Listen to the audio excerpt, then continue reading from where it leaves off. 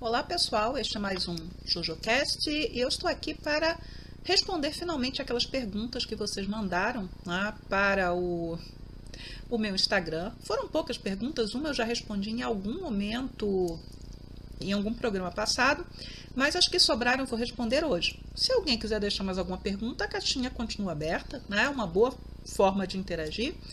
E quem quiser também pode deixar as perguntas ou alguma pergunta nos comentários deste programa. Se for uma pergunta pertinente, se não for trollagem, essas coisas, eu vou responder sem problema nenhum. Então, vamos ao programa.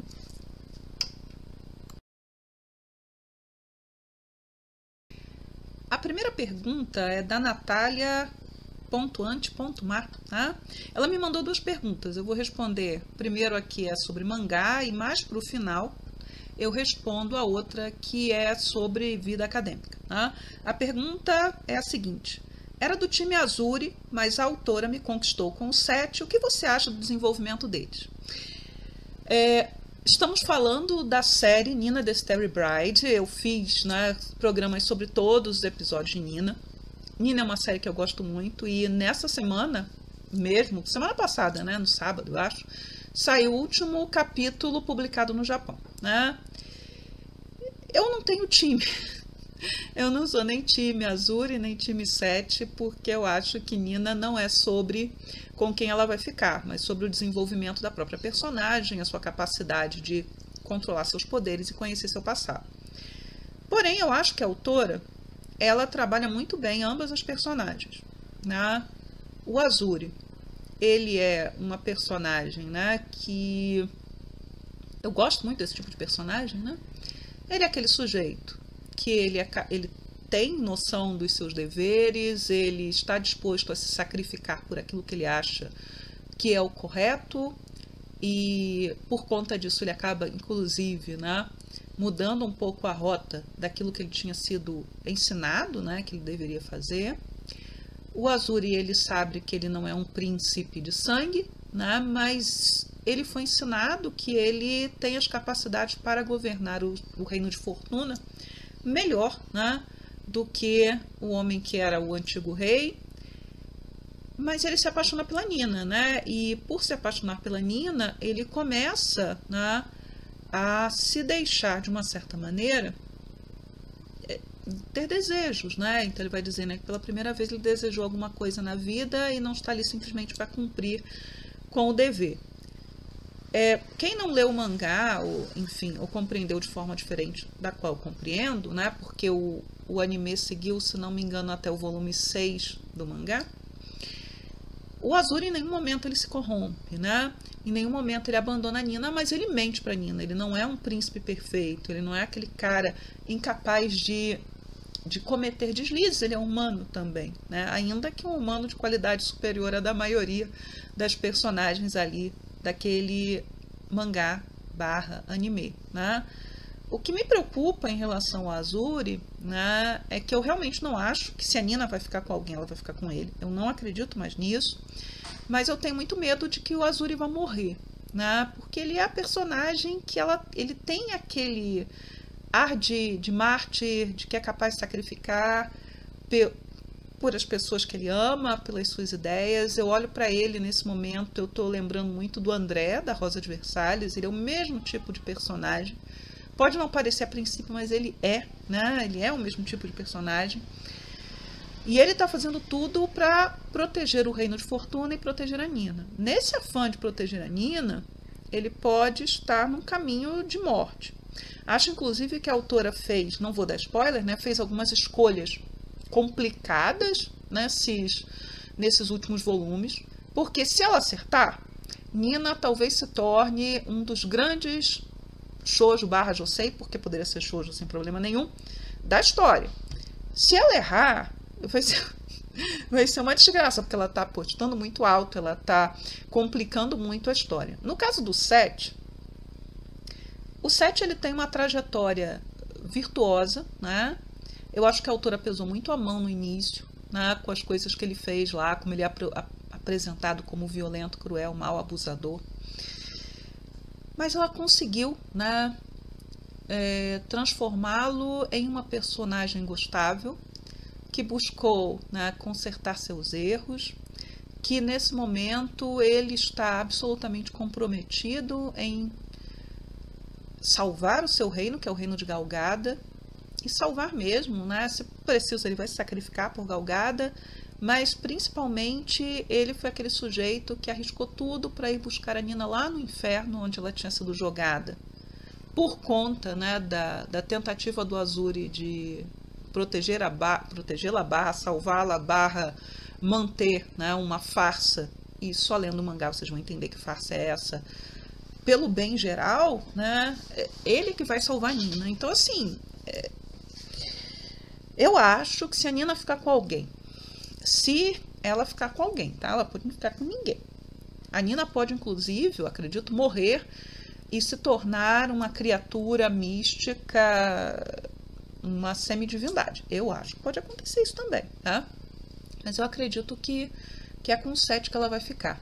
Até já tive uma troca de mensagens com alguém em um programa anterior que a pessoa, ela acredita que a relação do Sete com a Nina é algo mais fraternal, que a Sete não vê como um homem. Eu acho que não é o caso. Lembrando lá da conversa que ela teve com o Bido, né, que é o príncipe mais velho, né, o irmão mais velho do Sete, que eu gosto bastante de Bido. Bido, ele fala para ela, né, que o próximo passo ela deveria pensar com quem ela gostaria de ir além, né? E eu acredito que nesse momento ela estaria disposta a ir além com o Sete, não necessariamente com o Azuri, por conta de uma série de questões que aconteceram, e ela até quer saber, né, em relação ao Azuri, o que a Nina quer saber nesse momento é porque ele está fazendo o que ele fez, até porque ela não sabe, né, do que ele está carregando em segredo, dos sacrifícios que ele está fazendo. Quando eu penso Azuri, além de pensar no André, eu penso um pouco no Snape. Eu sei que Harry Potter para muita gente se tornou anátema, não quero saber, mas não posso dizer que eu gosto do Snape, eu gosto do tipo de personagem, né? Assim, ele está numa situação em que ele tem que enganar um lado e o outro lado, né? E enquanto isso ele leva adiante uma agenda. Só que, claro, o Azuri não cometeu os crimes que o Snape cometeu. O Azuri, ele mentiu de fato, ele enganou a Nina, tá?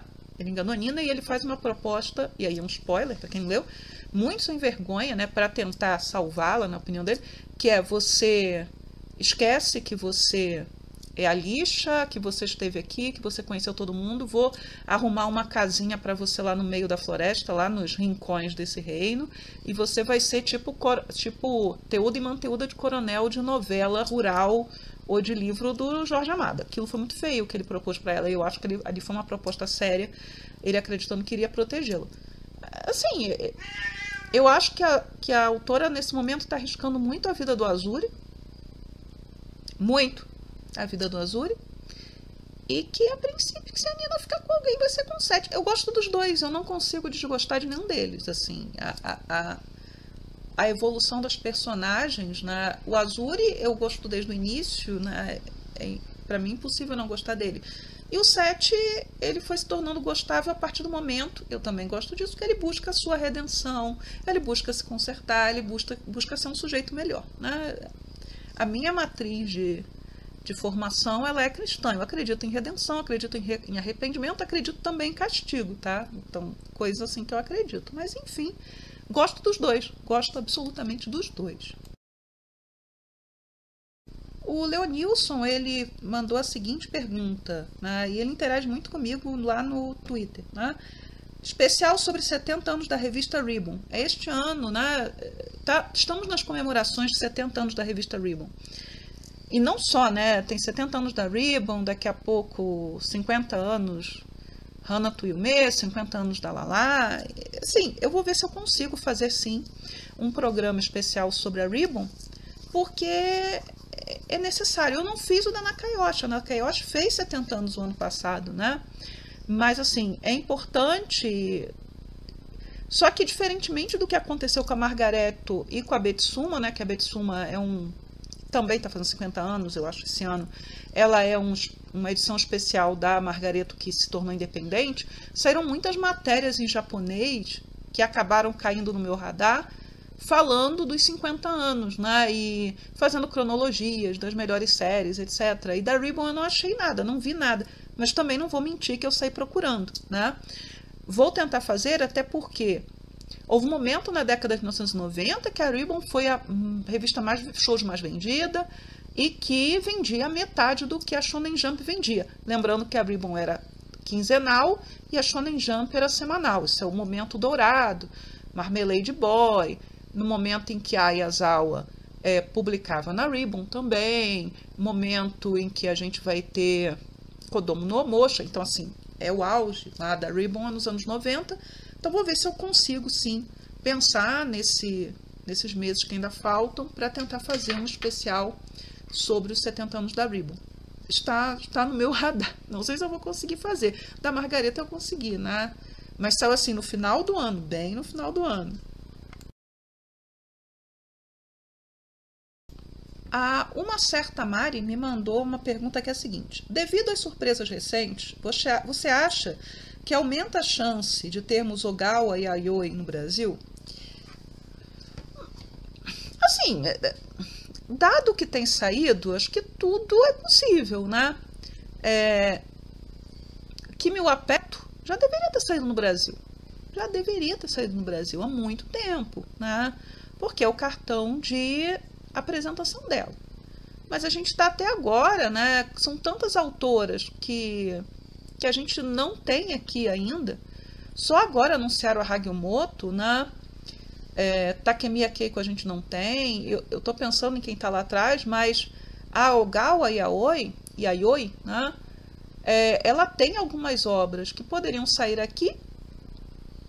Kimi wa Petto, se de repente nem sei, né, se os doramas, seja o coreano, seja o original japonês, aparecessem de repente na Netflix, talvez isso servisse como estímulo, se de repente, assim, do nada, se anunciasse alguma coisa recente dela no Japão, né?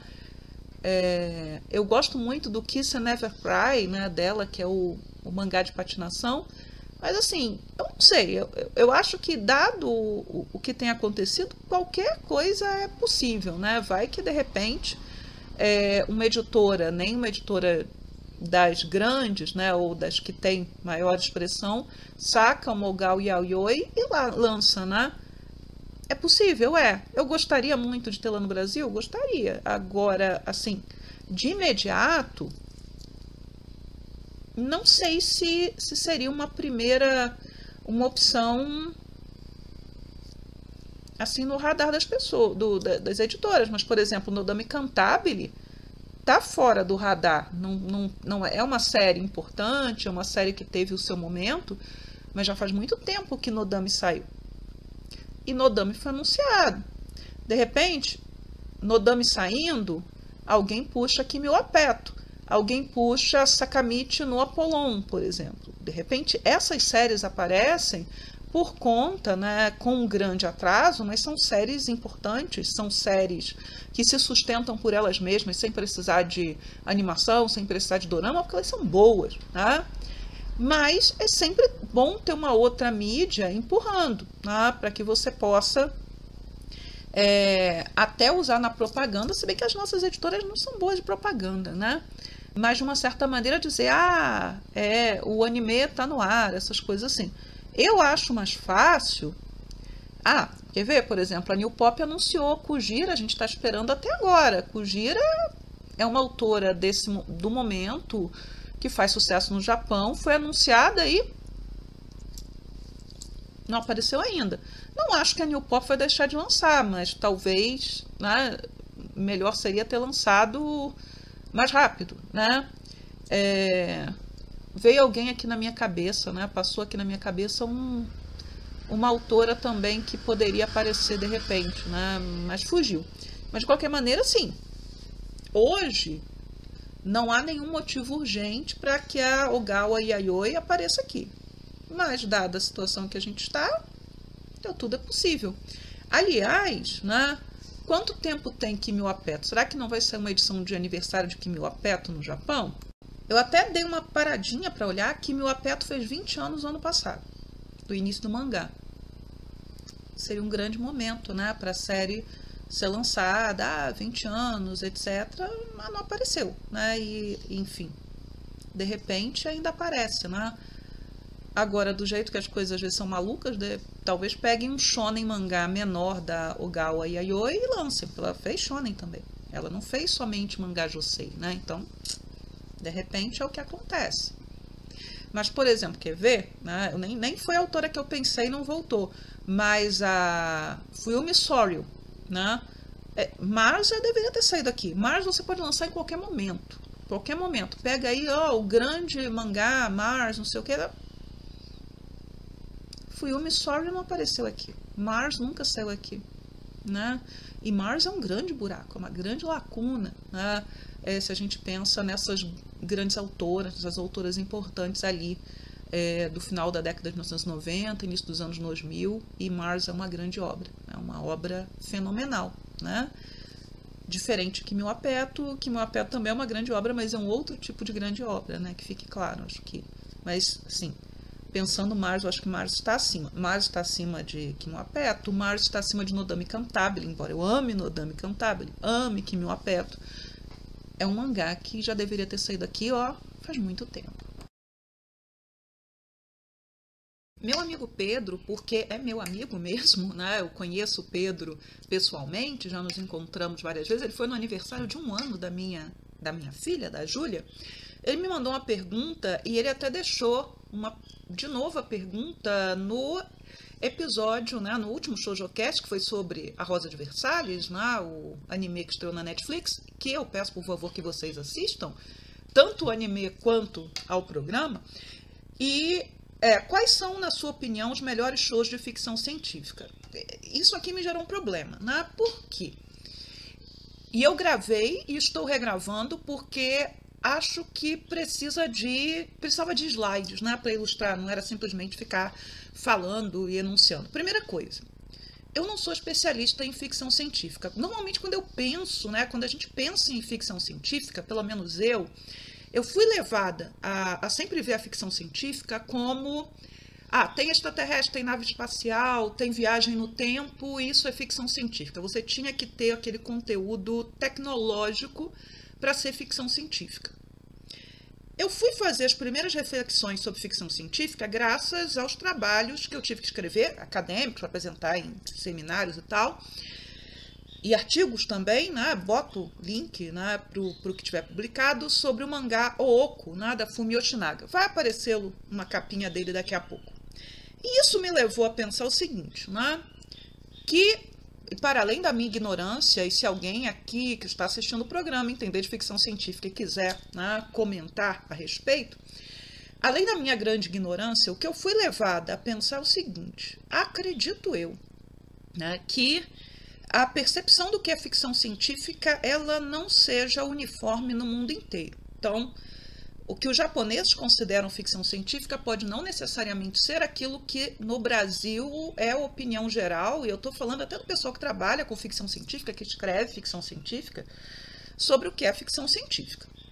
Mas, algo que lendo sobre um dos mangás da Hagiomoto, né, que vai sair no Brasil com Day or Eleven, né, pela primeira vez, e é uma das grandes escritoras de ficção científica no Japão, duas questões importantes. Que as mulheres, né, que publicam mangá, elas são as principais escritoras de ficção científica, mulheres no Japão, e que normalmente elas fazem ficção científica social.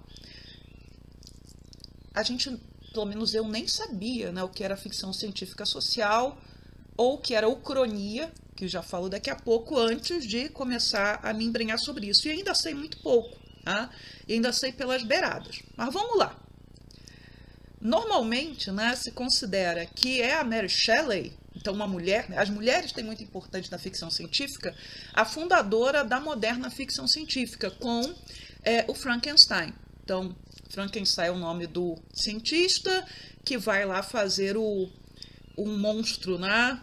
Um monstro no sentido dele ser maravilhoso e assustador, né, a partir de pedaços de cadáver.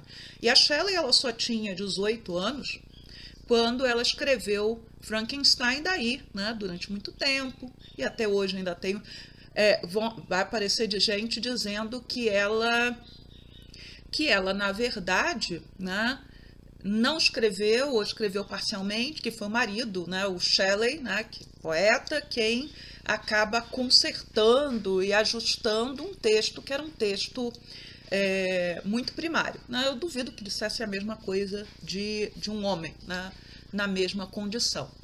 Mas, de qualquer maneira, né, o Frankenstein a gente identifica de imediato como ficção científica, só que é considerado ficção científica também toda aquela gama, né, de histórias de viagens fantásticas para lugares fantásticos. Daí eu pensar, muitas vezes, será que qualquer isekai, por exemplo, né, isekai é outro mundo, né, quer dizer, outro mundo em japonês, não é de uma certa maneira ficção científica, porque as viagens de Gulliver é ficção científica.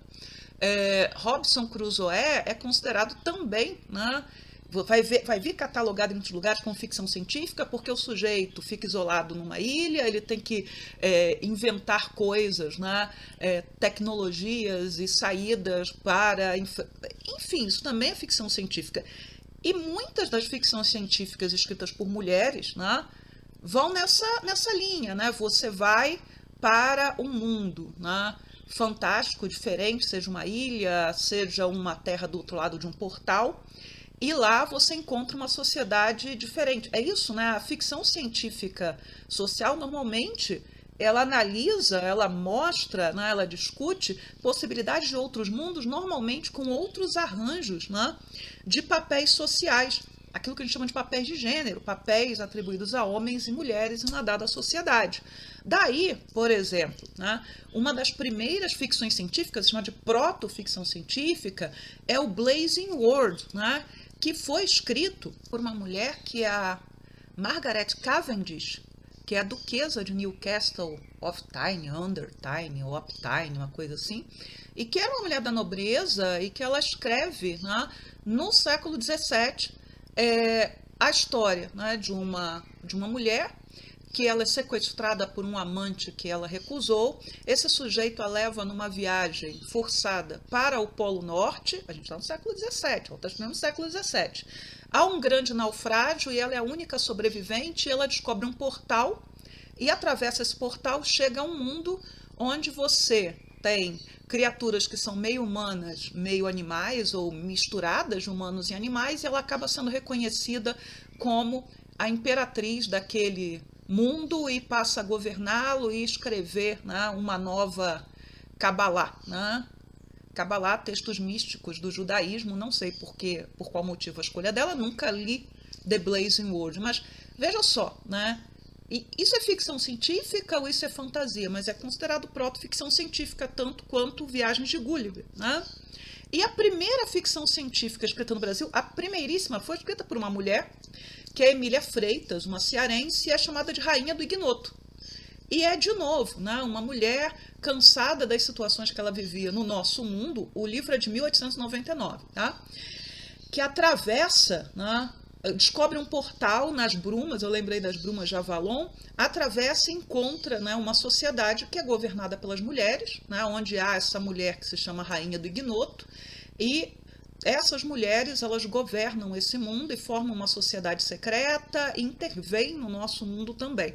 O Rainha do Ignoto ficou perdido durante muito tempo, até que ele foi republicado na época que eu estava no doutorado, pela antiga editora Mulheres. Hoje, já outras edições do Rainha do Ignoto. Mas veja de novo, né? É a história de alguém que atravessa por um mundo, por um outro mundo, né? Um isekai, né? Onde a sociedade é diferente. Nesse caso, uma sociedade dominada por mulheres, ou organizada a partir de um grupo de mulheres. E aí, nessa semana mesmo, esta semana, né, apareceu uma propaganda no Facebook para mim dos livros da Diná Silveira de Queiroz. Diná Silveira de Queiroz, que eu conhecia por ser autora da Muralha, né, que virou minissérie da Globo, etc. E que eu nem sabia, mas foi a primeira mulher a entrar para a Academia Brasileira de Letras. Tudo isso eu estava lendo na sexta-feira, assim, por acaso. E aí, lendo lá a biografia dela, né, ela é acreditada, né, como também, né, um dos primeiros autores brasileiros de ficção científica, começando com Margarida Larroque, que é um livro de 1949.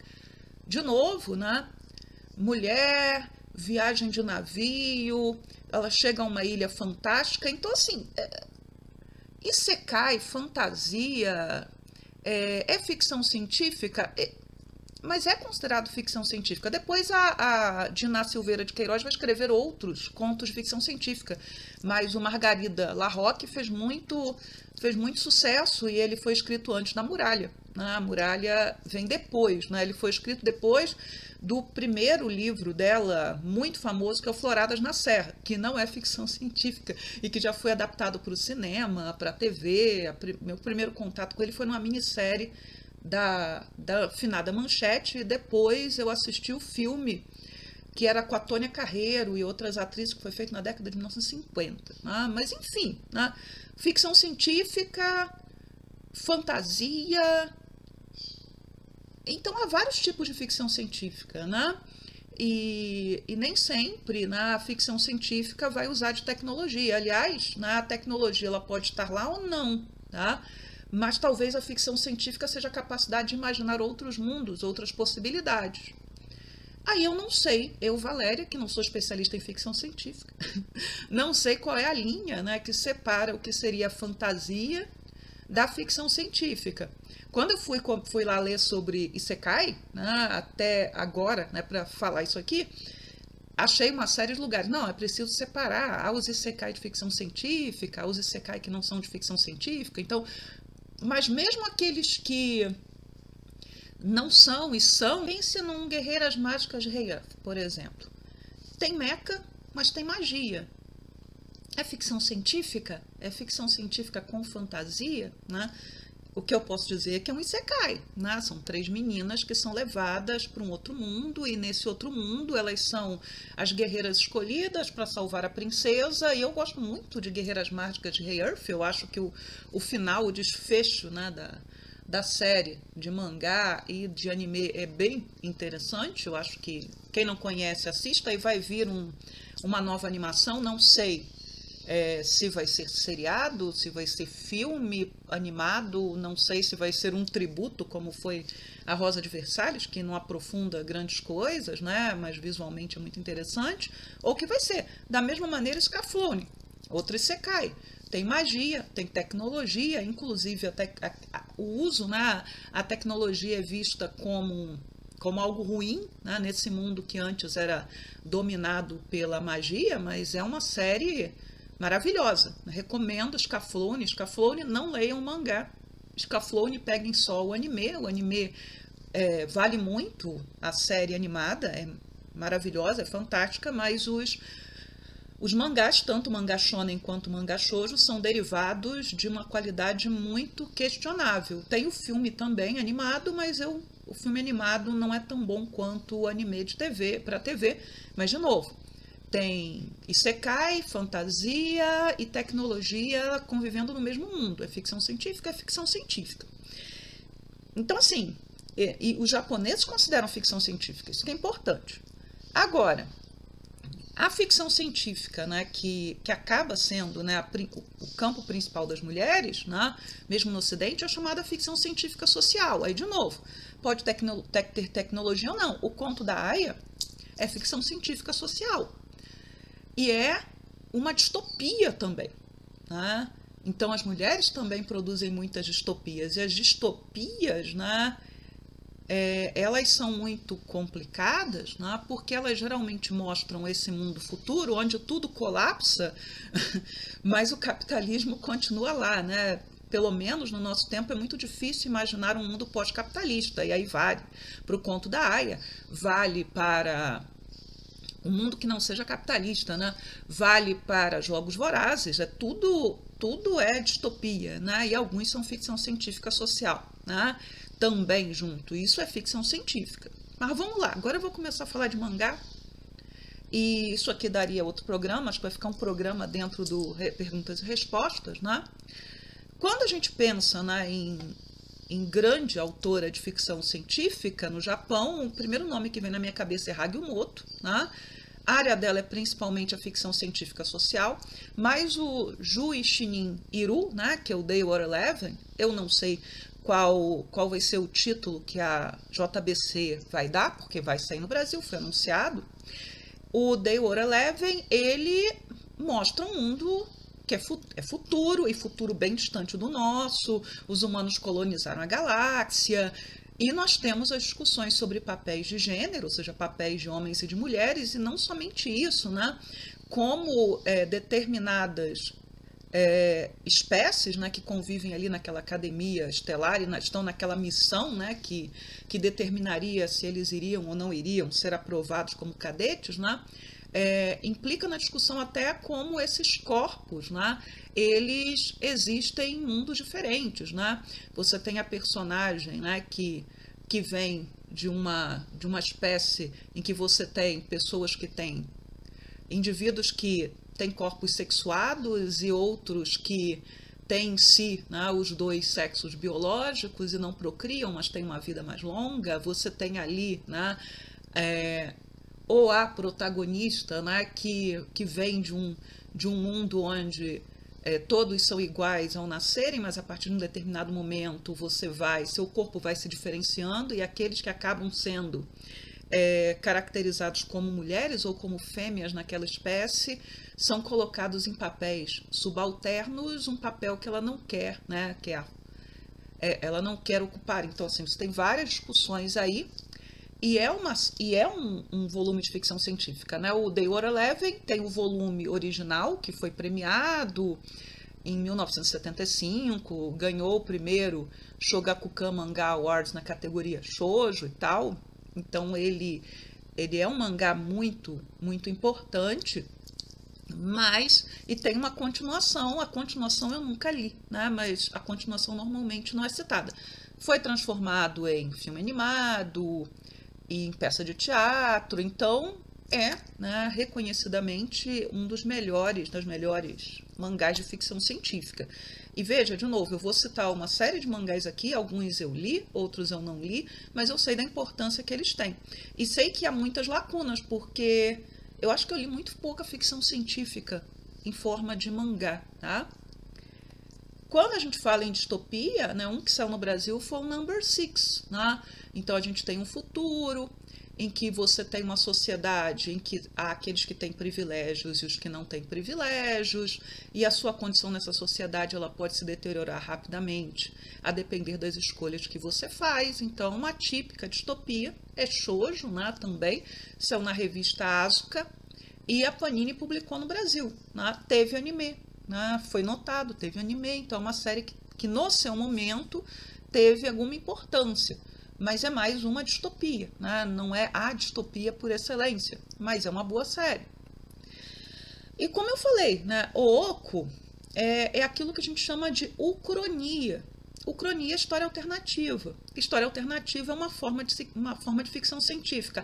Ah, eu não concordo. Problema seu, porque o oco vai ser premiado nos Estados Unidos, vai ser premiado no Japão como ficção científica.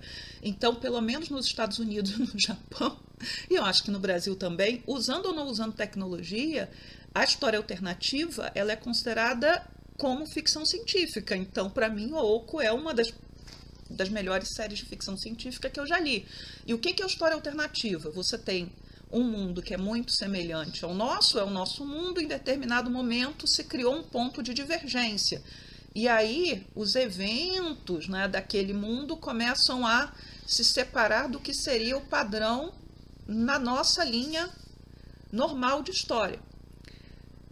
Normalmente, né, a maioria do material, isso quando eu estava escrevendo sobre o oco, que é produzido, né, sobre história alternativa, normalmente é a Segunda Guerra Mundial, né? Aquela coisa, e se os nazistas tivessem vencido a guerra, né? Basicamente é o que há de mais frequente, ao que parece. A Fumio Yoshinaga, ela tomou nas mãos um desafio muito grande, e isso torna a sua obra ainda maior, que é o seguinte: ela cria um ponto de divergência, mas ela depois vai criar um ponto de convergência, porque a ideia é que ela nunca saiu da nossa linha do tempo, e que aquilo que acontece na história que ela está narrando, na verdade, foi apagado, né?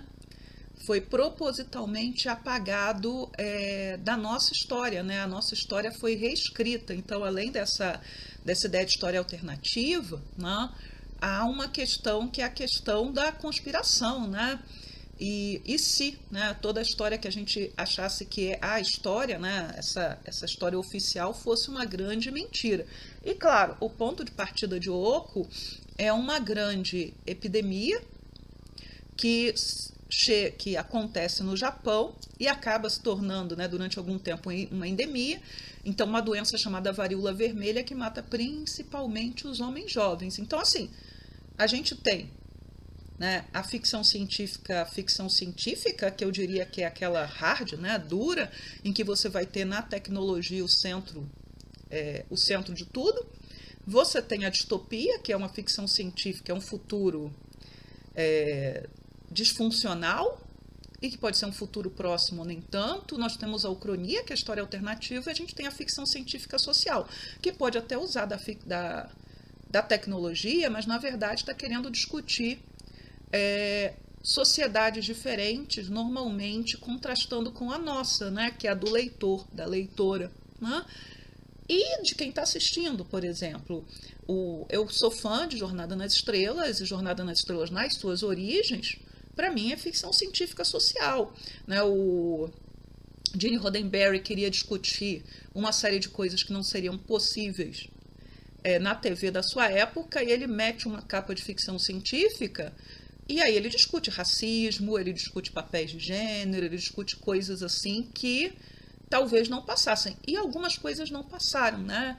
Daí o piloto rejeitado por N motivos, inclusive por você ter uma mulher ali, né, como primeiro oficial. E quem vê, né, a nova série de Jornada, que é aquilo que de melhor, né, eu vi de Jornada nas Estrelas em muito tempo, que é o Strange New Worlds, eles resgatam essa personagem, né, que é a primeira oficial que foi rejeitada lá naquele piloto, que foi o primeiro piloto de Jornada nas Estrelas, filmado, se não me engano, em 1966 ou 65.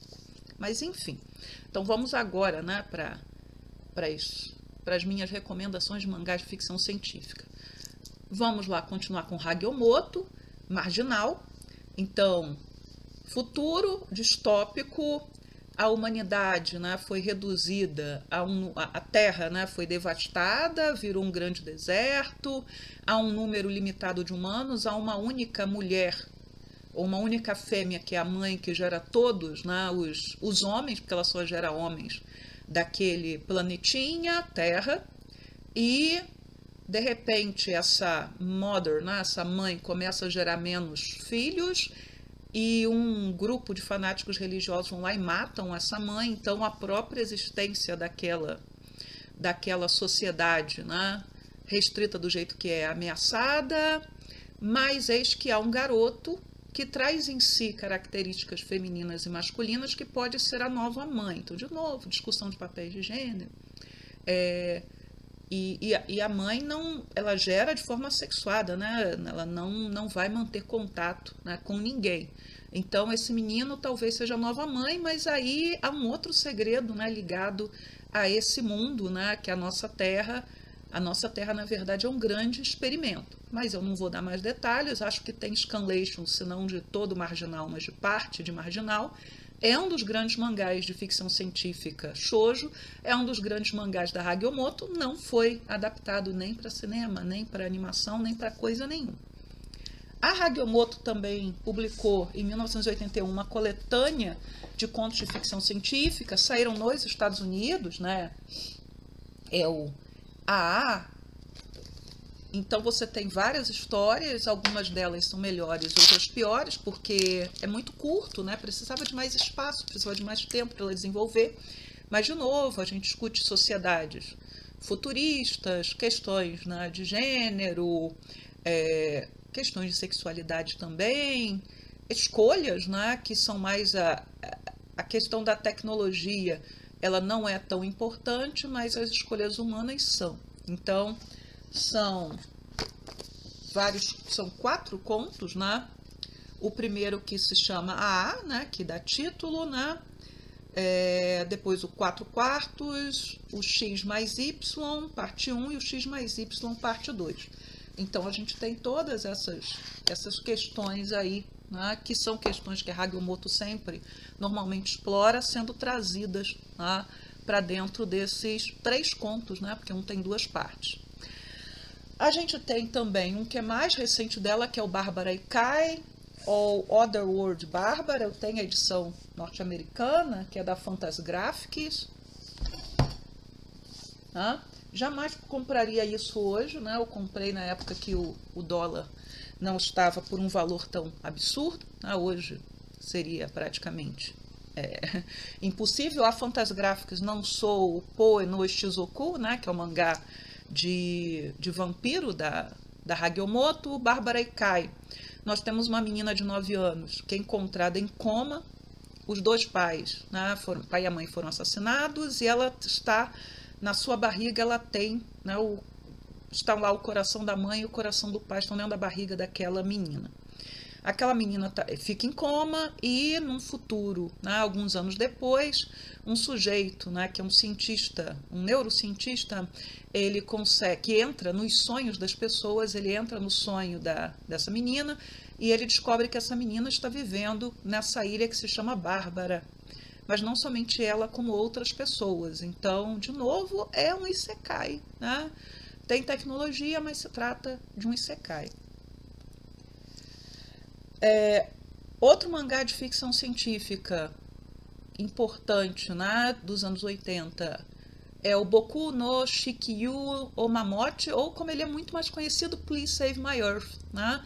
Então nós temos um grupo de alienígenas que estavam observando a Terra, né? Eles eram observadores da Terra a partir da Lua, só que um desses alienígenas aparentemente enlouquece, mata todos os seus coleguinhas e vive mais algum tempo sozinho nessa estação espacial até que ele mesmo morre, né?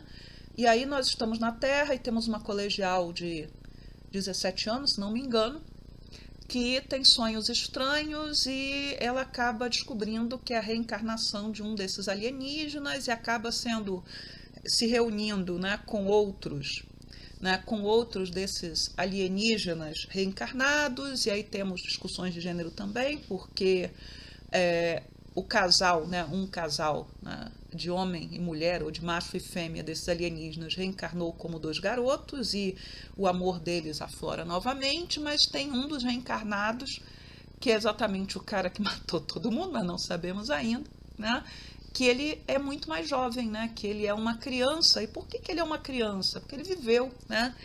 E, de novo, né, nós temos aí essa situação, né, do reencontro, de acerto de contas do passado e, de novo, o perigo da Terra ser destruída aparecendo no horizonte.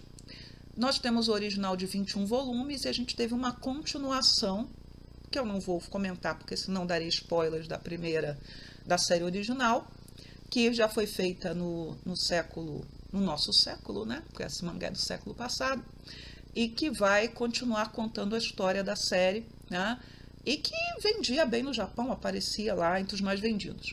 Please Save My Earth são em vários países, ele tem um pequeno problema, né? Porque o traço da autora no início é muito ruim, é deficiente, né? Da Saki Hiwatari, mas ela vai melhorando rapidamente ao longo do mangá. Teve 6 OAVs, mas que não dão conta de uma história de 21 volumes, né? Então, é uma série que seria muito bom se ela ganhasse, né, uma nova animação, com qualidade, mais de uma temporada, mas é melhor nem, né? Não sei se vai acontecer. Outro mangá de ficção científica que é muito bom é o Toshokan Sensou Love and War, né, da Arikawa Riko e da Yumi Kiro, que estão aqui, é derivado de novel, né, derivado de livro.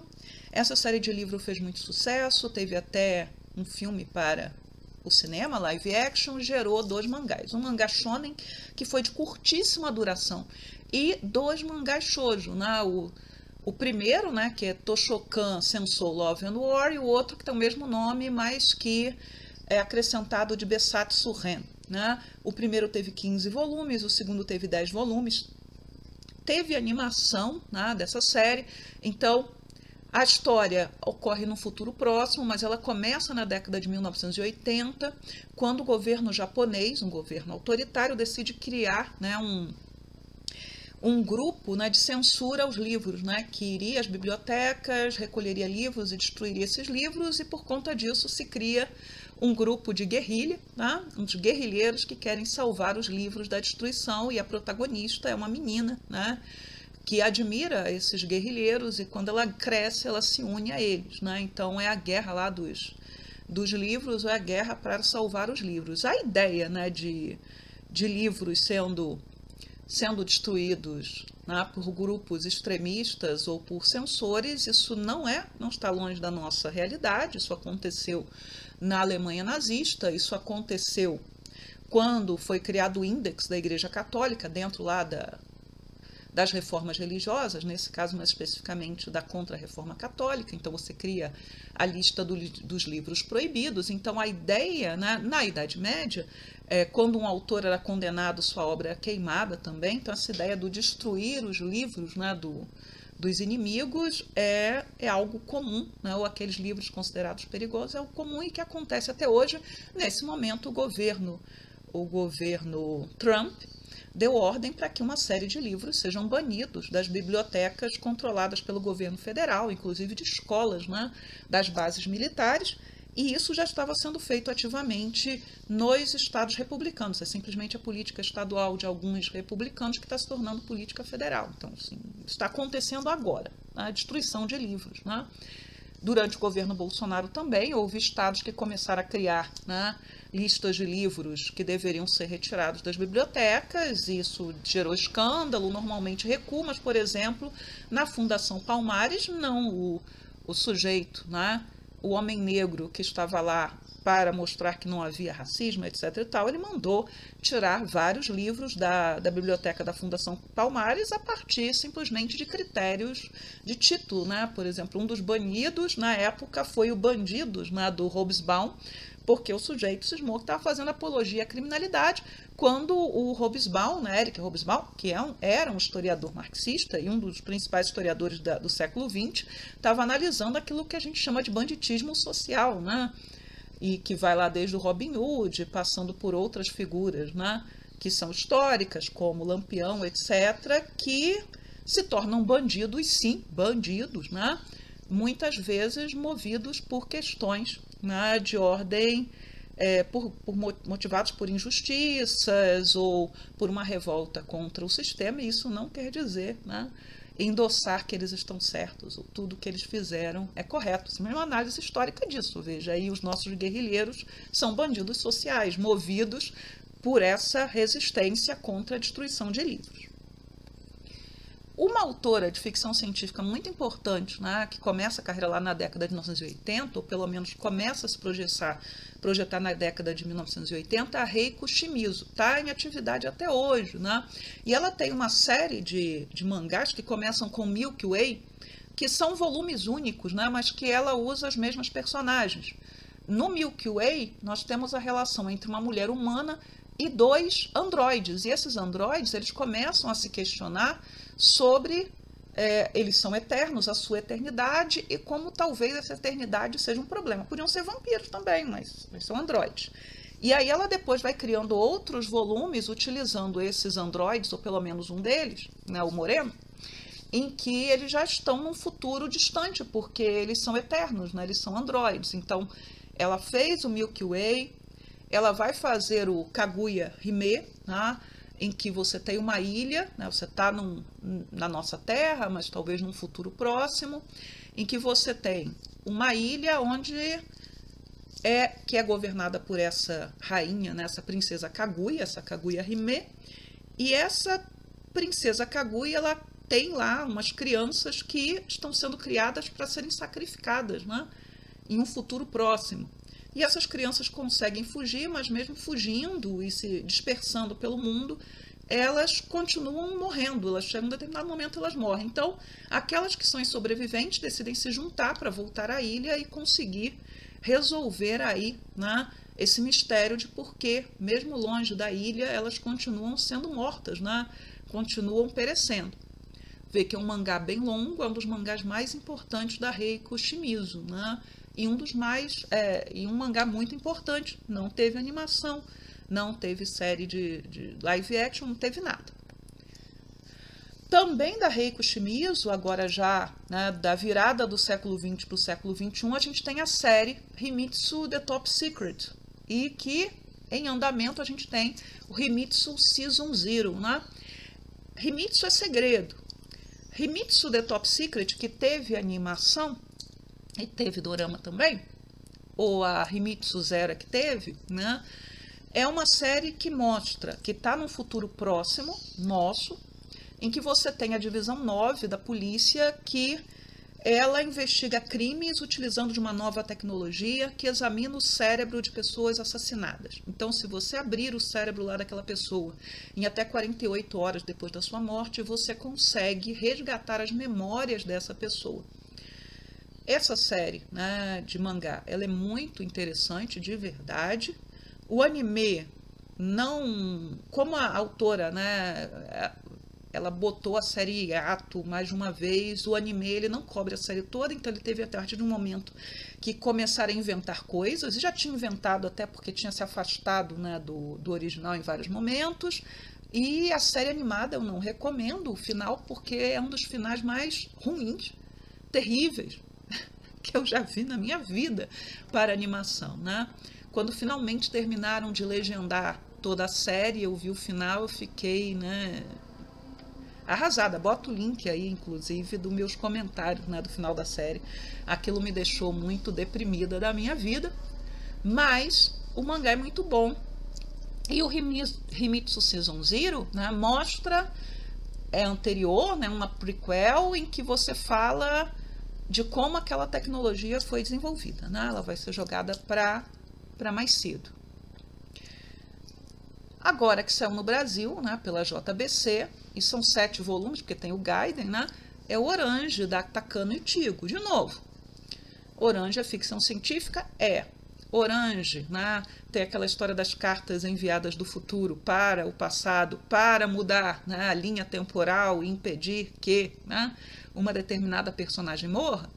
Só que a autora, ela não está muito interessada em explicar como essas cartas vêm para o passado, como aquela tecnologia, né, se é alguma tecnologia, como isso funciona.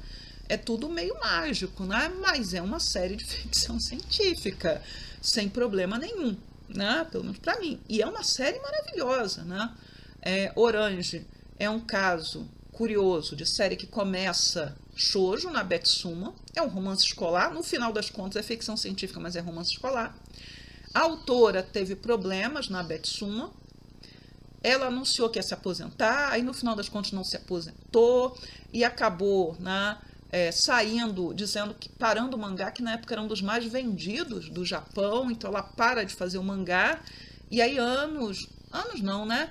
Alguns meses depois ela retoma, né, o mangá numa revista seinen, né, que não, a princípio não tem muito a ver com o tema desse mangá, que as coisas que ela publica, que é Action Comics, e aí ela começa a publicar nessa revista e lá ela termina o mangá. E ela não voltou a produzir shoujo. Esse mangá fez um sucesso avassalador, como eu já falei, teve animação, teve dorama, recomendo muitíssimo, fiz programa sobre Orange, deve aparecer um card para vocês.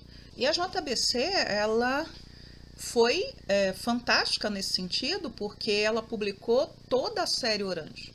Ela publicou a série e o Gaiden, que a autora publicou depois, né, dizendo que é a última coisa que ela vai publicar da série. Não acredito que seja. Na verdade, ela publicou 2 Gaiden, né, porque a história original tem 5 volumes, o 6 já é um Gaiden, mas a autora publicou logo depois e a JBC lançou. E 10 anos depois, a autora publica, dizendo, 10 anos depois do início da série, o 7º, né, volume, que também são Gaiden. E é importante elogiar a JBC nesse sentido, por quê? Porque a gente tem exemplo de outras editoras que não terminaram, né, não publicaram os Gaiden. A Panini não publicou os Gaiden de Kaishowa Meidou-sama, não publicou os Gaiden de Jouran Host Club, não publicou os Gaiden de Kimi ni Todoke, não publicou Gaiden de nada. Então, nada do que eles publicaram, eles vão trazer aquelas histórias extras, para quem não sabe o que é Gaiden, né?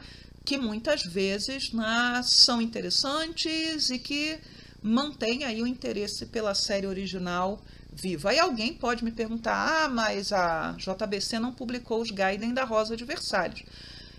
Eu não sei se eu publicaria os Gaiden da Rosa de Versalhes, tá? E eu estou me referindo não aos Gaiden da década de 1980, porque esses eu acho que a JBC não publicaria mesmo, mas aos Gaiden que a Ikeda, a Ryoko Ikeda, produziu para a comemoração dos 40 anos da revista Margareto. Então, que ela vai continuar aí o mangá contando histórias extras da Rosa de Versalhes, que são histórias comemorativas, assim. Enfim, né, já não é mais o traço da Ikeda da Rosa de Versalhes, já é uma tentativa dela de retomar aquele traço, porque ela tinha se afastado muito. Então, assim, eu tenho minhas restrições a respeito desse material. Mas, assim, se a JBC lançasse, eu compraria com certeza e leria. Enfim. Um mangá de ficção científica que estava em muita evidência, que talvez receba alguma adaptação para live action, é o Ginny Bride. Ginny Bride, né, ele tem como protagonista uma moça, e ele foi muito curto, teve 4 volumes, que é uma moça que ela tem uma dificuldade danada, né, em lidar com a misoginia da sociedade japonesa. A gente está num futuro próximo. Ela não consegue se relacionar, né, intimamente com homem nenhum, mas não pensem que é um mangá yuri por conta dessa capa, né, que retrataria o amor entre mulheres. A história é mais complicada que isso. E aí um dia ela é procurada por um sujeito que estudou com ela no ginasial, né?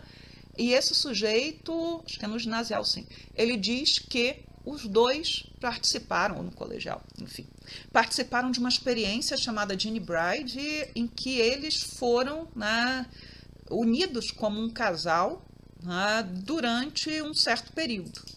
Ela não tem memória dessa experiência, de ter sido submetida a essa experiência, o que implica, né, que ela teve sua memória apagada, mas aí, né, na convivência com esse sujeito, ela começa a se lembrar de coisas, e ela se lembra que dessa colega que desapareceu durante a experiência. Então, o mangá, ele vai, né, discutir essa experiência que talvez tenha sido feita contra a vontade desses adolescentes, né, que eles tenham sido submetidos a ela, e o que aconteceu com essa moça que sumiu, né, com essa amiga que sumiu. Então, é uma série da Hitomi Takano e fez sucesso e que foi muito elogiada e que ela é curtinha, né? Tem scanlation dela por aí, né? A gente tem, né, também dessas ficções científicas, né, que fizeram sucesso. Essa virou animação, que está na Netflix, que é Kujira no Kora Uasajo ni Utao, né, que Children of the Whales, né, em que a gente tem, de novo, um futuro, terra devastada, e tem essa nave que é a tal da baleia, né, que leva essas crianças por esse mundo devastado, em que elas vão encontrando, né, situações aí que elas precisam resolver, encontrando também, né, gente que talvez tenha poderes como elas têm, né, para viver mais do que a média das pessoas naquele mundo, né? Eu confesso que eu não li o Children of the Whales, eu só vi o iniciozinho do anime, bem o iniciozinho, mas é considerada, dentro aí do nosso século, uma das séries, né, de ficção científica shoujo mais importantes. Saiu na Mystery Bonita. A Mystery Bonita é, né, uma revista especializada em horror, terror, mistério e ficção científica também, né, então está lá. Falando aí em robôs, né, lá teve os androides. Um que fez muito sucesso quando saiu, lá no ano 2000, então ano 2000 ainda é século XX, foi o Doll, Doll e See-in a Doll, né? O nome é esse mesmo, né? Então, uma sociedade num futuro próximo, em que você tem androides convivendo com humanos, e a discussão, né, de qual seria o papel dessas androides, né, dessas dolls na vida dos seus mestres, e se elas teriam direito também, né, a ter a sua não humanidade, né, mas a sua capacidade, né, de serem seres com consciência, né, reconhecidos. Essas séries são nos Estados Unidos, pela antiga Tokyo Pop. Eu não consegui comprar, mas tem scanlations dela, né, e é uma série muito elogiada também, né. Falando aí de também de robozinhos, né? Essa do Tenshi no Shinzo, né? Da Udo Shinohara, é sobre um cachorro robô, né? E um cachorro robô que é um cachorro de apoio, né? Que ele também no futuro próximo, e ele faz parte, né, de um projeto em que esse cachorro ele é alugado para prestar apoio emocional a pessoas que têm ou alguma limitação física, ou estão passando por algum drama emocional. Então tem um volumezinho, né? E esse cachorrinho ele começa a adquirir sentimentos e se tornar mais do que um robô. E aí, né, como é que ele vai ser tratado, né, a partir do momento que ele deixa de ser, né, somente uma máquina? E a pergunta, será que um dia ele foi realmente só uma máquina, né? Outra série, né, importante, né, que é o Jihousei, né, da Natsumi Mitsuki, teve animação. Essa série se passa não no futuro próximo, mas no futuro distante, em que você tem dois irmãos gêmeos que os pais foram assassinados e eles, né, foram enviados, né, pelos assassinos dos pais para um planeta prisão, onde você tem, né, desafios extremos. Então é uma situação mais de selva, né, do que de tecnologia, em que eles são separados e eles têm que sobreviver nesse mundo, e eles são crianças ainda no início da história, e você tem várias comunidades, ou 4 comunidades nesse planeta inóspito, nesse planeta prisão, e as pessoas nessas comunidades são separadas pelas cores da sua pele. Jihousei, né, como eu falei, fez sucesso quando saiu em mangá e foi resgatado como animação, né? Um shoujo de ficção científica que as pessoas normalmente não identificam como shoujo por conta da violência, porque não necessariamente gira em torno de romance, etc. Né? História de sobrevivência. Né? História de sobrevivência. Falando em história de sobrevivência, acho que um dos grandes, né, shoujo, nesse caso, Josei, né?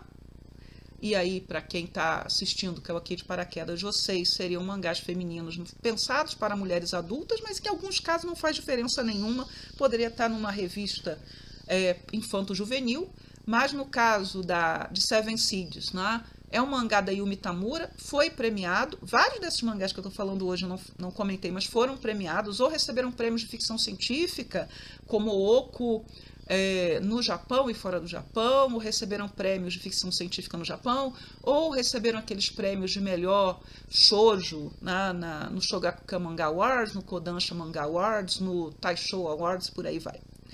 No caso de Seven Seeds, a gente tem um mundo à beira da destruição, e aí são separadas, né, equipes, né, de jovens que serão colocados, né, em um sono, né, em criogenia, né, em um sono programado para que eles acordem no futuro, depois que seja possível que a Terra tenha vida novamente. E a partir dessas equipes aí de jovens, né, que vão acordar no futuro, você reconstituiria a humanidade. Obviamente, né, a coisa não vai ser tão simples assim. Há grupos que acordam mais cedo que outros e nós vamos ter vários conflitos. E é um mangá longuíssimo de 35 volumes. Que foi muito elogiado, muito premiado, mas não teve animação.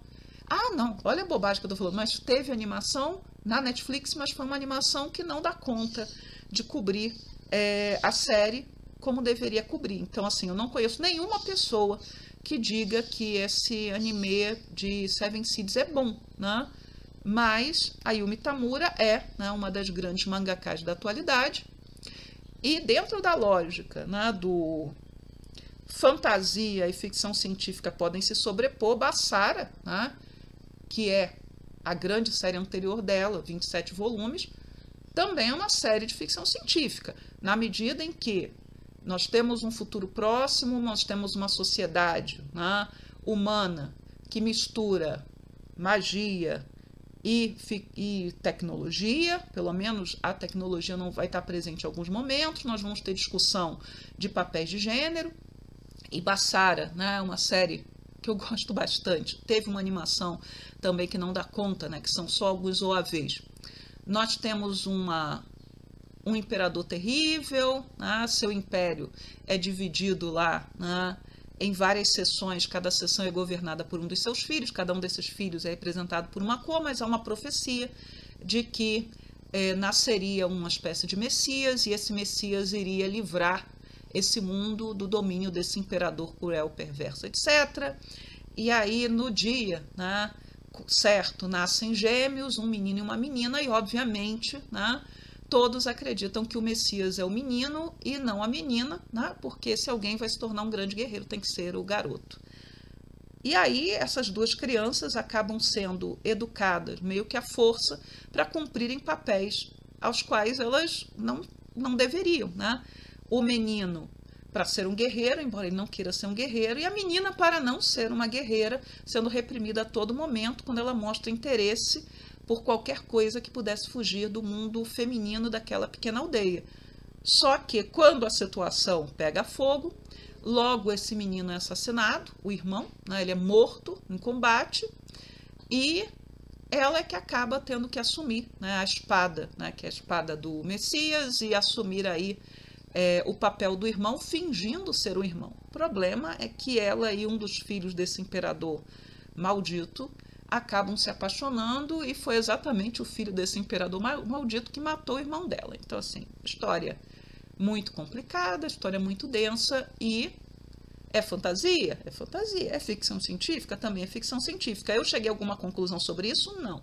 De novo, eu peço, se alguém, né, que entenda de ficção científica, entenda de verdade, né, não assim, tipo eu que está falando de orelhada, e quiser comentar, e quiser explicar, e quiser dizer, não, né, há uma convenção aí do que é ficção científica, do que não é, esses prêmios que consideram fantasia, ucronia, etc., ficção científica, eles não são reconhecidos, né, pela comunidade séria de ficção científica, etc., por favor, expliquem. Mas o fato é que o campo da ficção científica, ele é muito fértil.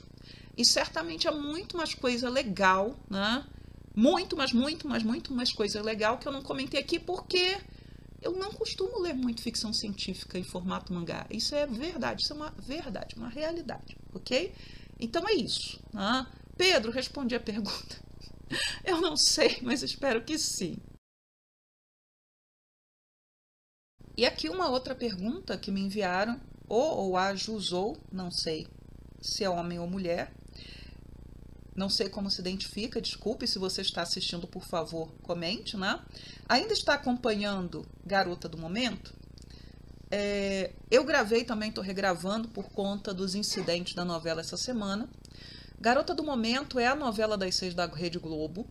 Eu assisto novelas das 6 desde que elas sejam novelas de época e não sejam absolutamente ridículas, né? Porque se for ridículo eu não assisto, né? Então, novela que nega que existe, que quer criar um mundo mágico onde o racismo não existe, por exemplo, eu não vou assistir, né? Enfim, na década de 1930, negando que o racismo existe, mostrando um mundo igualitário e colorido, eu não vou assistir, desculpem, eu não tenho estrutura para essas coisas, né? Mas no caso de Garota do Momento, eu assisto a novela, eu tenho críticas à novela, eu assisti a novela anterior da Alessandra Pode, e nesse momento ela caminha para sua reta final, ela termina em junho e ela foi esticada por necessidade da própria emissora, porque a próxima novela, que é uma continuação de Eta Mundo Bom, que será, portanto, uma novela de época, e eu acho que eu não assistirei, até porque a própria premissa da continuação de novela me parece um tanto absurda, principalmente apontando para uma falta de criatividade muito grande e para uma administração ruim do setor de teledramaturgia da Globo. Mas o fato é que a Alessandra Pode teve que esticar a novela, que a princípio caminhava bem, era bem redondinha, e entrou numa situação de barriga, que a autora não soube administrar. O que é barriga? Né? Barriga é quando nada acontece e muita coisa acontece que não leva a lugar nenhum, né? Mas normalmente a barriga ela só é chata, ela não prejudica a trama, mas no caso de Garota do Momento prejudicou. Mas se você não conhece o que é Garota do Momento, deixa eu explicar pelo menos o ponto de partida da história. Nós estamos, né, a história começa na década de 1940, acho que 1942, né, porque vai ter um salto de 16 anos, em que nós temos uma mulher chamada Clarice que vem para o Rio de Janeiro tentar expor os seus quadros. Ela mora em Petrópolis, ela é órfã, ela é viúva né, do filho da administradora do orfanato onde ela cresceu, que era um professor de matemática que foi morto injustamente pela polícia. Ele era um homem negro, então questão da denúncia da violência policial, já lá na década de 1930, 40. No Rio, ela conhece um homem rico, elegante, fino, que se apaixona por ela e ela se apaixona por ele. Os dois pretendiam casar. Ela escreve para Petrópolis avisando, né, a administradora do orfanato que está cuidando da filha dela de 4 anos, Beatriz, né, da criança, enquanto ela está lá, que ela vai se casar e que vai mandar buscar a criança. Só que ela acaba presenciando um assassinato quando a amante uma ex-amante desse sujeito, chega com a filha que eles tiveram exigindo compensação. A Clarice, ela sofre um acidente, perde a memória e ela passa 16 anos, né, sem se lembrar do seu passado, sem saber, né, ao certo quem ela era, sem lembrar da sua filha verdadeira, porque colocaram no lugar dela a filha, né, que o sujeito tivera com a amante, mudando o nome da menina de Isabel para Beatriz também, porque o que ela lembrava era do nome da filha, que se chamava Beatriz. 16 anos depois, né, a filha biológica da Clarice, né, a Beatriz, que agora é interpretada pela Duda Santos, né, excelente atriz, muito competente, ela vai ver a mãe numa revista, a foto da mãe, né, porque por um descuido aquela foto foi tirada, aquela foto foi publicada porque o marido da Clarice, o Juliano, né, não permitia que em nenhum momento ela fosse fotografada, aparecesse em colunas sociais. E eles viveram muito tempo nos Estados Unidos porque a menina, né, a filha biológica dele, né, a Bia, né, que era Isabel, ela tem um problema de coração, ela precisou de um tratamento que só nos Estados Unidos poderia ser feito, então eles voltaram faz pouco tempo para o Brasil. E aí a Beatriz decide ir para o Rio de Janeiro para encontrar a mãe. Só que nessa ida para o Rio de Janeiro, ela acaba conhecendo o Beto, né, que vai ser seu par romântico, que por acaso naquele momento era namorado da Bia, né, da filha que foi colocada no lugar dela. E se cria, né, uma situação em que a Clarice não se lembra, né, de quem ela é, não se lembra da Beatriz, em que a Bia, né, passa no início a odiar a Beatriz por causa do Beto, mas com o passar do tempo ela passa a odiar a Beatriz ainda mais porque acredita que a Beatriz quer roubar dela sua mãe. Mas, assim, temos aí essa trama, né? No momento que a gente está, a Clarice já recobrou a sua memória. Ela iria recobrar a memória muito antes, mas não aconteceu exatamente por conta da barriga. A novela no início, né, mostrava a Duda Santos, né, a Beatriz, como uma personagem muito aguerrida, consciente dos seus direitos, né? Pessoal, queria me desculpar, né, pela barulheira de cachorro, mas está impossível. Toda hora passa cachorro, o vizinho solta o cachorro na área verde que tem aqui na frente, e aí a cachorrada toda da rua, porque todas as casas, ou quase todas, têm cachorro, todo mundo começa a latir ao mesmo tempo. Mas, enfim, a Alessandra Podi, ela é uma excelente pesquisadora histórica, né? E quando ela quer, né, e quando aquilo é importante para a história que ela está contando, porque veja, a novela é uma novela de época, ela não precisa ser fiel aos fatos históricos, ela precisa fazer sentido dentro daquilo que ela está contando, da narrativa das personagens, né? E no início, né, a novela ela era muito rica, né, em apresentar uma mocinha aguerrida, uma mocinha consciente dos seus direitos, que citava, por exemplo, a Lei Afonso Arinos, que é uma lei que existe e que vai ser uma das primeiras leis no mundo que criminaliza o racismo, e era uma lei brasileira, que ela vai trazer para dentro da trama, né, menções a grandes figuras negras da música, do teatro, da literatura, organizações negras, jornais negros que efetivamente existiam. Ela não está inventando nada. Se você pega lá e vai procurar, você encontra as referências.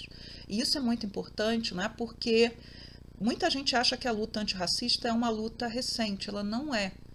Simplesmente essa luta ela vai se modificando a partir do momento, né? Dos momentos que a gente vive, né? nós vamos ter, né, novas reflexões, novas discussões, nós temos a questão internacional que impacta o Brasil também.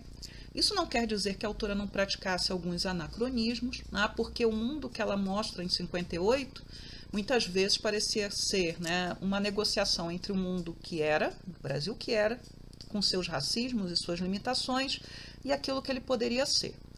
Então, assim, no início da novela eram muito comuns as críticas feitas à forma como ela abordava o racismo, dizendo que ela estava ignorando o racismo.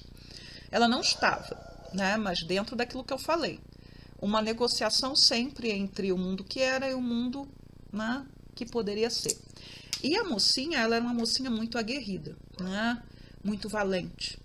E que vai, né, ser garota propaganda, e aí as pessoas acreditando que ela era a garota do momento. Sim, era e não era, tá? Por quê? Parte da inspiração da novela vem de um filme chamado Lady in the Dark, que tem uma música chamada Girl of the Moment, né, que é um filme de 1944.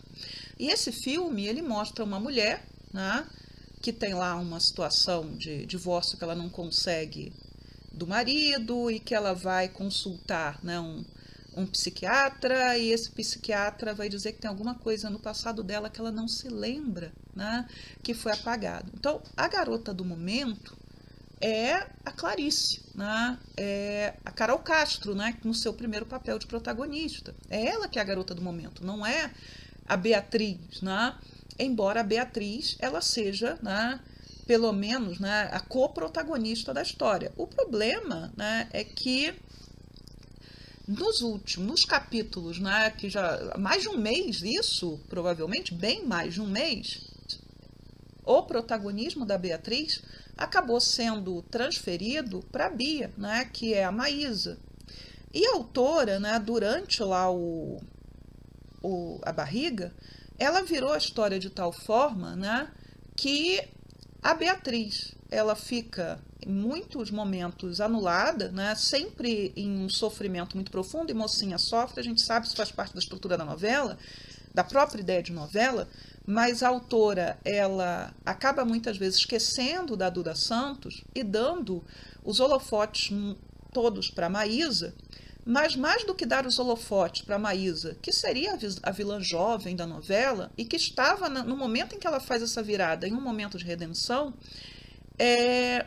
aliviando a Maísa de tal forma, né, a personagem da Maísa, a Bia, em que tudo que ela faz acaba nunca resultando em uma punição ou em um revés. E aí, vamos lá, né?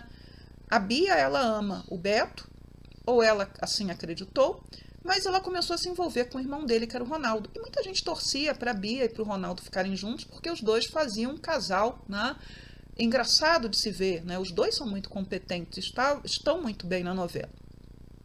Mas, de repente, num estalo, né, ela volta a ficar com fixação pelo Beto, que ela já tinha praticamente deixado de lado, e mais ainda, né, um ódio tamanho pela Beatriz que a faz ser capaz de cometer uma série de crimes, apoiada sempre pelo pai e pela avó, né, que são os vilões, Juliana e a Maristela. Maristela, aliás, que não suporta, né, a fixação da neta pelo Beto, mas que todo mundo faz as vontades dela porque ela é mimada e porque ela tem um problema cardíaco grave, ela não pode ser contrariada. No início, eu até entendia, né, essa virada, ou esse retrocesso na personalidade da Bia, por conta da situação, né, de infantilidade mesmo, né? Ela tem 18 anos, acabou assim, a Beatriz quer roubar minha mãe, quer roubar meu namorado. Mas o que incomoda é exatamente as situações que não se revertem em dano para ela. Então, ela acusa o Beto de ter passado a noite com ela. Aí, como ele exige um teste de virgindade, isso sim era feito, é feito até hoje, né? Podem começar a discutir, né? Há ímãs que rompem numa primeira relação, ímãs que não rompem. Outros vão dizer que é uma ficção buscar indícios disso, mas há os indícios, né, de uma relação sexual recente ou não recente, isso pode ser detectado. Mas, enfim, e aí ela acaba seduzindo o Ronaldo, e o Ronaldo é que lhe tira a virgindade, e tudo isso é jogado no ventilador no dia do noivado. Isso seria, em qualquer novela, a virada é a derrocada da vilã, mas todo mundo finge que não é nada.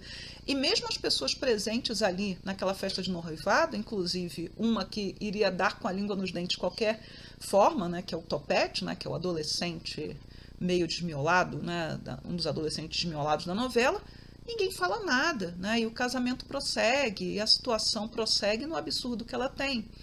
E um dos motivos para eu ter regravado isso daqui foi que esta semana, né, como o Ronaldo arruma uma namorada, que é inserida na novela às pressas, porque um dos problemas da Alessandra Pode é que ela cria boas personagens, mas ela não sabe explorar essas personagens que são criadas para produzir entre tramas aí que sustentem a novela.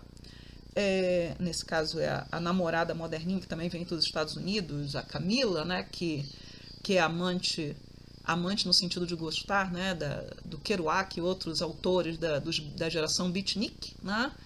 Ela é uma rebelde, ela é muito diferente, né, de tudo aquilo que o Ronaldo admirava, e os dois combinam muito bem. E a menina é uma excelente, né, a Della Rosa, que participou do Além da Ilusão, esqueci o primeiro nome dela, acho que é Carolina Della Rosa.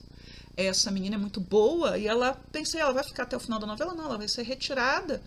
E aí a Bia beija o Ronaldo no meio da rua. Ela é uma mulher casada, ele é o seu cunhado, ela está com uniforme escolar, né, porque ninguém discute, né, essas moças casadas convivendo com as solteiras no ambiente escolar de uma escola de elite, porque, veja só, uma das questões, né, moças casadas frequentavam, né, o curso normal, frequentavam a escola, sim, mas é uma escola de elite, né, muito provavelmente administrada por freiras, e você não mistura moças solteiras com moças casadas em certos ambientes, porque as moças casadas podem trazer informações para essas solteiras que uma sociedade conservadora e puritana não quer que essas moças tenham. Então, assim, isso não vai ser discutido pela autora. Veja, toda essa situação dela beijar o sujeito no meio da rua, né, ela seria, aquilo seria o fim do mundo. A gente está em 1958, mas a autora vai simplesmente tratar aquilo como se nada fosse. Então, assim, continuo assistindo a novela, mas a Alessandra Pode, ela está cometendo uma série de deslizes, né? Um dos assuntos que as pessoas mais comentam no Twitter, eu acompanho a discussão da novela pelo Twitter, é do quanto as personagens negras foram esquecidas na novela. A gente tem várias personagens negras interessantes, que tinham suas próprias histórias, ainda que nenhuma delas tenha sido devidamente desenvolvida. Então, por exemplo, a Glorinha, quando tem sua história desenvolvida, tudo é muito corrido, que é a melhor amiga da Beatriz, que é uma personagem muito interessante, né? Tudo muito rápido, e Ulisses deixa de ter o seu fiapo de história e passa a ser só a orelha do Beto, tipo Glorinha é a orelha também da Beatriz. Há personagens também brancas que desaparecem, o Topete, né, que poderia ter dado com a língua nos dentes, desaparece, o Guto praticamente não aparece, e ao mesmo tempo a autora anula essas personagens negras para dar palco para esquetes de humor, que para mim, né, são extremamente sem graça, porque nós temos uma personagem que é a Jacira, que é empregada doméstica, né, da Tereza e do Alfredo, né, que é o núcleo lá da TV Ondas do Mar. Tereza e Alfredo e Eugênia eram uma família que parecia ser uma família perfeita, mas a autora os separou para que Alfredo pudesse ficar com a Anitta, mas também não aprofundou devidamente o drama. Fica parecendo que era muito fácil se pedir o desquite, e nem era divórcio, não podia casar de novo. Na década de 1950, tem tanta gente desquitada nessa novela, Jesus.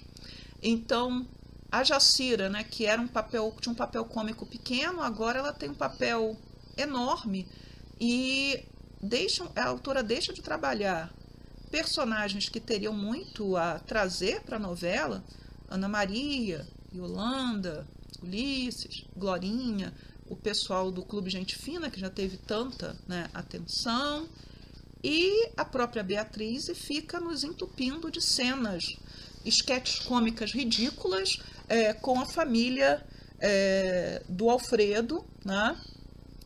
e a Jacira e sua pata de boneca, e agora me cria, né, o Alfonso, que seria o mesmo autor que faz o Alfredo, que eu acho ele muito bom ator, muito bom ator, eu gosto muito dele, eu odiaria mais se, né, se eu não gostasse, achasse ele tão bom, se eu não achasse a atriz que faz a Teresa tão boa, que chega, que é o meio-irmão mexicano, e daqui a pouco vai vir a mãe assassina dele, né, porque ele perdeu várias noivas, então assim, a cada vez que entra esse núcleo de humor, a qualidade da novela cai bastante para mim. Agora, eu não sei se nesses grupos de pesquisa malucos que a Globo faz, quem participa está dizendo, sim, queremos mais Jacira, queremos mais Pata, queremos que o Nelson volte para a novela. Então agora ela volta com o Nelson, né, que era o ex-marido de Anitta, que já deveria ter sido eliminado, e aí a gente quase não vê Beatriz, a gente não vê as personagens negras, a gente mal vê às vezes a Celeste e o Edu, a gente mal vê o Beto, e é muito chato isso. De verdade, é muito chato isso. Então, assim, ninguém abandona uma novela depois que a novela fisgou, mas, assim, comparando com Além da Ilusão é uma novela superior, né, à Garota do Momento, foi melhor estruturada, não teve que ser esticada. Há quem fique comparando a personagem da Maísa, a Bia, ao vilão de Além da Ilusão, e o vilão de Além da Ilusão era Antônio Caloni, mas não cabe aqui, né? O Antônio Caloni, ele era uma personagem má, ele já era mau, ele já tomava decisões complicadas, depois ele vai manifestar um transtorno psiquiátrico grave, a autora retrata esse transtorno, e ele não é perdoado no final, né? Ainda que, porque não havia nada a fazer com ele, a não ser matá-lo, se fosse o caso, interná-lo num sanatório, e se as pessoas lembram do final da novela, ele termina morando na rua, sozinho e perdido nos seus delírios. Quer dizer, a Bia é uma adolescente, a autora vai redimi-la, mas a questão não é a redenção ou não da Bia, é que ela não é punida de nenhuma das suas maldades, nada está dando errado para ela, no final das contas, e a autora é muito complacente com ela no seu roteiro.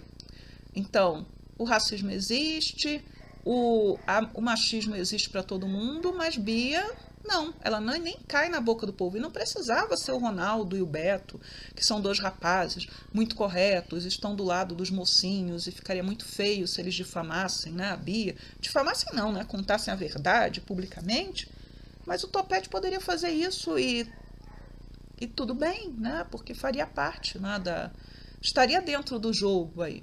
Mas nada disso é feito, né? Até forçar a mão para que a Bia, pobrezinha, volte a ser amiga de Celeste e Eugênia, coisa que, né, a amizade das duas tinha acabado, das três tinha acabado, porque a Eugênia e a Celeste, claro, ficaram do lado dos irmãos, né, dos primos que estavam sofrendo por causa das mentiras dela, né? E ela não mentiu somente, ela cometeu crimes, né? Ela é maior de idade, né? Ela roubou lá o colar. Então, assim, eu gosto da novela, eu acho que a questão da Clarice, a confusão mental da Clarice, ela é aceitável, não é aceitável a forma como a autora está conduzindo, fazendo a Clarice, né, em favor da Bia, fazer com que Beto sofra, com que Beatriz sofra da forma como está sendo feita, a coisa beira o ridículo, mas são escolhas ruins que a autora está fazendo, né? Fazer com que a novela gire em torno da Bia, fazer com que a Bia não seja punida por nada do que ela faz, fazer com que o roteiro a favoreça sempre e nos entupir de cenas inúteis de comédia, negligenciando outras personagens, principalmente as personagens negras que deixaram de ter histórias para contar. Não que elas tivessem muitas histórias antes, porque a autora nunca as desenvolveu direito. E, de novo, um problema da POD é criar personagens com muito potencial e não explorar o potencial dessas personagens. Jogar essas personagens fora, elas ficam, sei lá, 2 semanas na trama e vão embora. Não dá nem para desenvolver direito, né, as discussões e as tramas. Bem, acho que é isso, né? Continuo assistindo? Sim, continuo assistindo e acho que falei demais, né? Mas é isso aí, eu acho que eu respondi aqui. A última pergunta é da Natália Antmar, né? Deixei para o final porque aí foge, né, um pouquinho. Quais dicas daria para alguém que quer entrar no mestrado? Posso perguntar isso? Pode. Mas veja só, a gente tem questões aí, né? Eu entrei no mestrado lá no final da década de 1990. Certamente, né, as regras, né, de vários programas de pós-graduação podem ter mudado de lá para cá. No geral, né, a estrutura continua a mesma, mas mesmo entre os diferentes programas de pós-graduação, eles não são, né, podem não ser a mesma coisa. Então, assim, o que eu poderia, né, aconselhar, pensando no mestrado e doutorado, né, de comum? Se você cursa, está fazendo a faculdade e você vai tentar para esta mesma faculdade, mestrado, se aproxime de um professor ou professora que tenha um programa de pesquisa, comece a trabalhar junto com esse professor, ou traga para esse professor ou professora as suas ideias, né, para o mestrado, já para fazer uma aproximação em que esse professor possa lhe orientar. Por exemplo, no caso da UFRJ, onde eu fiz meu mestrado, você podia escolher seu orientador. O orientador podia não te querer, mas você podia escolher o orientador. Então, eu continuei com a minha mesma orientadora de graduação, que é a professora Andréa Frazão, História Medieval, né, lá da UFRJ. Na UNB, a gente já não escolhia o orientador. O orientador nos escolhia a partir do projeto. Então, você tinha as linhas de pesquisa, a partir do projeto você era escolhido. Então, você pode ter isso também. Então, se você é aluno, se aproxime do professor, porque mesmo que esse professor não possa trabalhar com você, vai acabar indicando você para um colega que tenha competência para lhe orientar. Agora, é preciso saber o seguinte: quando você vai fazer mestrado, normalmente você vai se integrar a um projeto de pesquisa, que é um projeto de pesquisa de um orientador.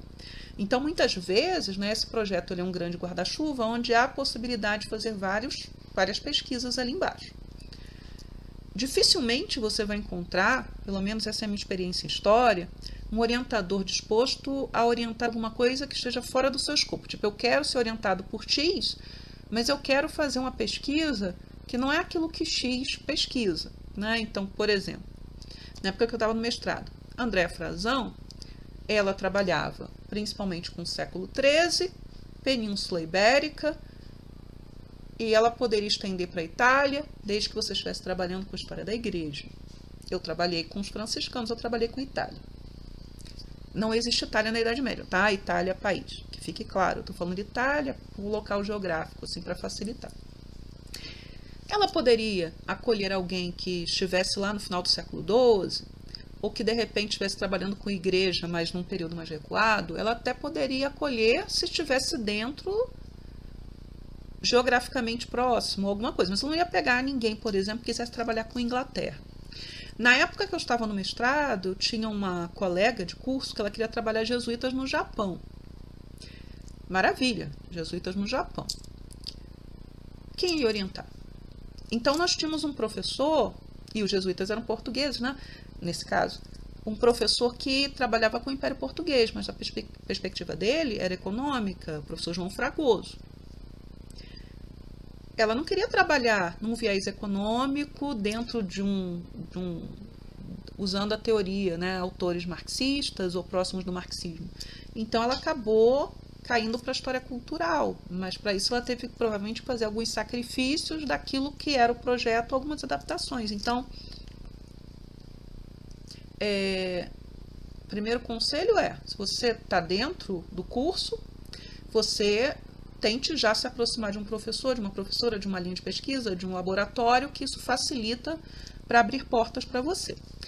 Se você vem de fora, que foi o meu caso no UNB, o que eu aconselho é que você pegue uma disciplina como aluno especial, né? Ou até mais de uma disciplina. Depois você vai poder pegar os créditos sendo aprovado, né? E aí você vai conhecer o ambiente, vai conhecer professores, vai se fazer conhecido porque você chegou agora. Ninguém te conhece. E se na graduação, né, quando você faz o vestibular, você é um número, no mestrado e no doutorado você não é um número. Definitivamente você não é. Tá? Vão olhar teu currículo, quem te orientou, o que você produziu, vão querer saber se você se expressa bem ou não. Então, uma matéria, né, como aluno especial é a melhor maneira de se fazer conhecido, é a melhor maneira de abrir portas. Foi assim que eu consegui chegar ao doutorado na UNB, porque você tem que passar na prova, obviamente, você tem que passar na prova, tem que passar no exame de projeto. No caso do doutorado, você não faz prova, no mestrado você faz prova, pelo menos, na UFRJ você fazia, na UNB você fazia também, prova teórica, né? No doutorado você não faz prova teórica, né? Era projeto, entrevista e prova de línguas. Outra questão, prova de línguas. Você tem que ter alguma competência linguística para conseguir entrar. Normalmente, né, você no mestrado vai escolher uma primeira língua, no doutorado se você for entrar, você tem que pegar uma língua que você não pegou no mestrado. Pelo menos na história, o FRJ, o UNB funciona assim, né? Então, no mestrado eu fiz a prova de língua inglesa. Você tem que ler um texto, você tem que responder em português a partir desse texto e você tem que fazer uma tradução de um pedaço do texto. Basicamente é isso. Língua inglesa. E no caso da UNB eu peguei francês. Não peguei espanhol.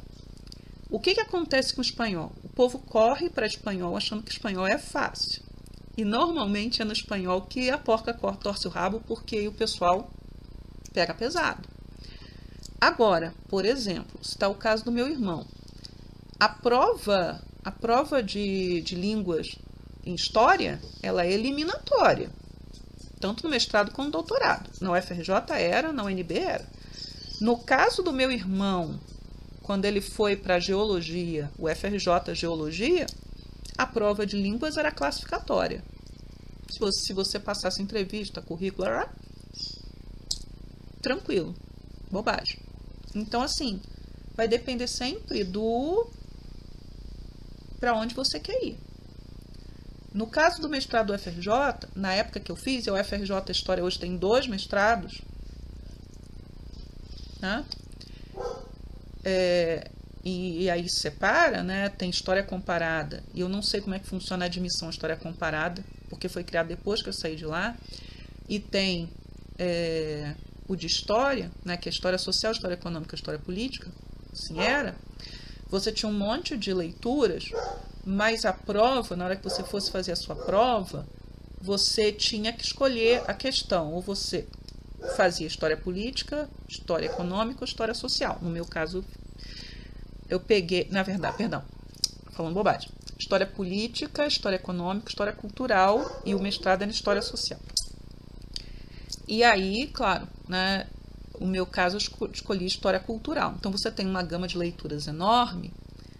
Se a prova, ela vai ser uma prova que vai se dividir dessa maneira, e você não vai fazer, por exemplo, a questão de História Econômica, leia a introdução do material de História Econômica, porque você pode, de repente, na entrevista, alguém aloprar lá e perguntar alguma coisa, mas foque naquilo que você sabe que pode cair na tua prova, né? Na tua prova. No meu caso, caiu o Carlo Ginzburg, né? Que é era um historiador italiano, que trabalhava com microhistória, queijos vermes, história noturna, andarilhos do bem, excepcional historiador. Então, caiu o Ginzburg, né? Em econômica, caiu um autor que eu tinha lido a introdução, sim, por alto. Se não me engano, história política, caiu o René Remond, excelente historiador de história política também, né? Enfim, você tem que, primeira coisa, você tem que saber como é que funciona o programa de pós-graduação que você quer entrar, né? Quando eu tentei mestrado, eu tentei só para o UFRJ. Eu não tentei para várias, né? Não tentei o UFRJ, o UERJ, o UF. Não, era o UFRJ, foi o que eu tentei. Quando eu tentei para o doutorado, eu tentei para o UNB. Então, assim, eu sei bem como funcionavam esses programas na época que eu entrei. Mas pode ter acontecido mudanças. Agora, se você estuda no curso, se aproxime de um professor, de um programa de pesquisa, de um laboratório, se faça conhecido, troque ideias com esses professores, porque eles vão eles podem abrir portas para você no mestrado. Se você vem de fora, faça a matéria como aluno especial. Se torne conhecido. Tem que ler texto, leia os textos, estude línguas, né? Pelo menos em história, a não ser que você trabalhe, nem se você trabalha só com história do Brasil, não seja preguiçoso, porque tem gente que é preguiçosa, tá? Você tem que ler, tá? Tem que ler. Francês e inglês, te vira. No doutorado, então, te vira. É assim que funciona. Porque se você não se virar, você não consegue andar. Ninguém, na história, por exemplo, não sei o que você vai fazer, está em história antiga, não sei. História antiga, não sei. Mas se você está fazendo mestrado, doutorado em história, ninguém vai te obrigar a ler texto em grego, em sânscrito, em russo. Normalmente é inglês, francês, espanhol, italiano. A depender do que você trabalha italiano, eu tive que ler italiano para Itália, né? Alemão, a depender do que você trabalha. Ninguém vai pegar, por exemplo, num curso geral e falar assim, leia esse texto aí teórico em alemão. Não vai. Mas pode falar, leia esse texto teórico em francês, leia esse texto teórico em inglês, leia esse texto teórico em espanhol. E eu já presenciei, principalmente doutorado, né, na UNB, o pessoal com preguiça de ler francês. Assim. Se fosse na UFRJ, eles iam tomar um fora... Não iam se criar. Não na época que eu fiz mestrado. Então, assim, tem que ler. Não adianta, não tenha preguiça. Né? Basta um instrumental, você não precisa ser um especialista. E também não se meta, né, aquela coisa. Eu conto esse caso, a minha primeira orientadora de pesquisa, de iniciação científica, ela contava esse caso, né? História medieval. Que recebeu um aluno que ele queria trabalhar com a Alemanha medieval. De novo, não é a Alemanha medieval. E ele queria trabalhar com a monumenta germânica. Não havia, nessa época, não sei se já há, tradução da monumenta germânica para a língua portuguesa. E aí ela perguntou para ele, você lê alemão? Não, não leio. Você lê latim? Não, não leio. Ela falou, então você não pode trabalhar com essa fonte. Veja, você pode trabalhar com a fonte em língua portuguesa, a tradução da fonte, mas você tem que ser capaz também, pelo menos, de fazer comparações com o original, mesmo que você não leia a língua original, tá? Então, assim, em história essas coisas rolam, né? Você tem que fazer esse esforço, né?